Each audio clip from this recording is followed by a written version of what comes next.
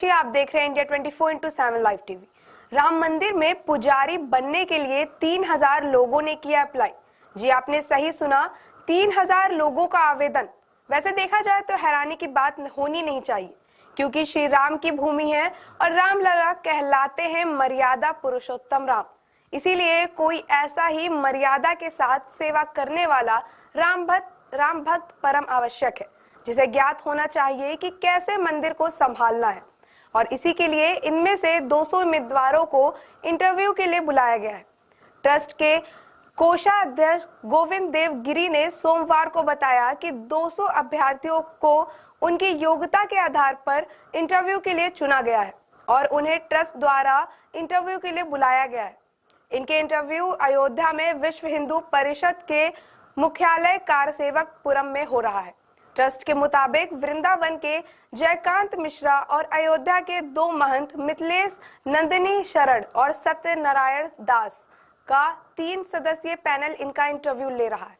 इन 200 उम्मीदवारों में से 20 का चयन किया जाएगा।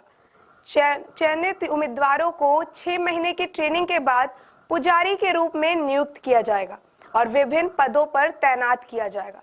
ट्रस्ट के कोषाध्यक्ष गोविंद देव गिरी ने बताया कि जो लोग चयनित नहीं भी हुए हैं वे भी ट्रेनिंग में हिस्सा ले सकते हैं। इन्हें प्रमाण पत्र दिए जाएंगे।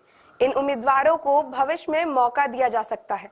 उम्मीदवारों की ट्रेनिंग शीर्ष संतों द्वारा तैयार धार्मिक पाठ्यक्रम पर आधारित होगी। ट्रेनिंग के दौरान उम्मीदवारों को मुफ्त भोजन और आवास मिलेगा। इसके साथ ही 2000 रुपए का भत्ता भी दिया जाएगा। इन्हीं सबके बीच सोशल मीडिया पर लोगों की अलग अलग प्रतिक्रियाएं आ रही हैं। एक ने तो ये तक कह दिया कि काश पुजारी का कोर्स कर लिया होता तो शायद आज आवेदन दे सकता। इसीलिए कहते हैं कि गांव बसा नहीं, लुटेरे पहले आ गए। खैर बता दें कि इंटरव्यू के दौरान उम्मीदवारों से तमाम सवाल जवाब किए गए। इस दौरान संध्या वंदन क्या है, इसकी विधियां क्या है और इस पूजा के लिए मंत्र क्या है, भगवान राम की पूजा के लिए मंत्र क्या है, इसके लिए कर्म कांड क्या है, इस तरह के सवाल जवाब उम्मीदवारों से किए जा रहे हैं। अयोध्या में बन रहे राम मंदिर में पूजा पद्धति भी मौजूदा पद्धति से अलग होगी। इस पूजा के लिए खास अर्चक होंगे। राम जन्मभूमि परिसर में स्थित अस्थायी मंदिर में अभी तक पूजा पद्धति अयोध्या की अन्य मंदिरों की तरह समान तरीके से होती है। इसमें भगवान को भोग लगाना, नए वस्त्र धारण कराना और फिर समान रूप से पूजन और आरती शामिल है।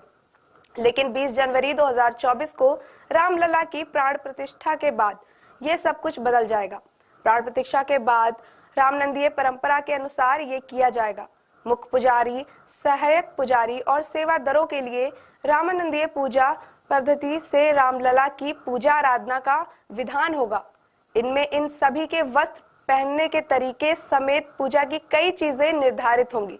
हनुमान चालीसा की तरह रामलला की स्तुति के लिए नई किताब होगी, जिसकी रचना हो चुकी है और उसे अंतिम रूप देने का काम हो रहा है।